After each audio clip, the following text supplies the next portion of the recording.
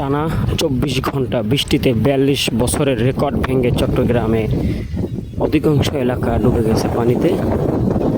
বিশেষ করে বৃষ্টির পানিতে ডুবলেও সামনে বন্যার আশঙ্কা রয়েছে দেশের বিভিন্ন নিম্ন অঞ্চলগুলোতে।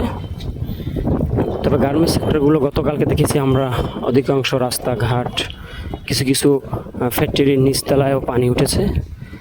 আজকে সারা রাত বৃষ্টি কম থাকায়, সকালেও বৃষ্টির পরিমাণ কম থাকায় পানিগুলো সরে গিয়ে রাস্তা ফুল ক্লিয়ার হয়ে গেছে, একদম আগের মতন অবস্থা হয়েছে এবং তেমন জলাবদ্ধতা নাই বললেই চলে কর্ণফুলী পিজেডের ভিতরে।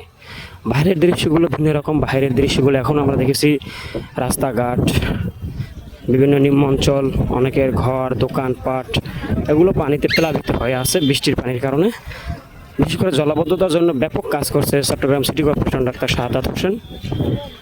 তারপরও ওনার চেষ্টা কিছুটা কম হলেও, চেষ্টায় কিছুটা বৃষ্টির পানি জলাবদ্ধতা কম হলেও তুলনামূলক ৪২ বছরের রেকর্ড যেহেতু ভেঙে ফেলছে বৃষ্টির এই তীব্রতা, সেক্ষেত্রে কিছুটা তো অসুবিধা হবেই শহরবাসীর।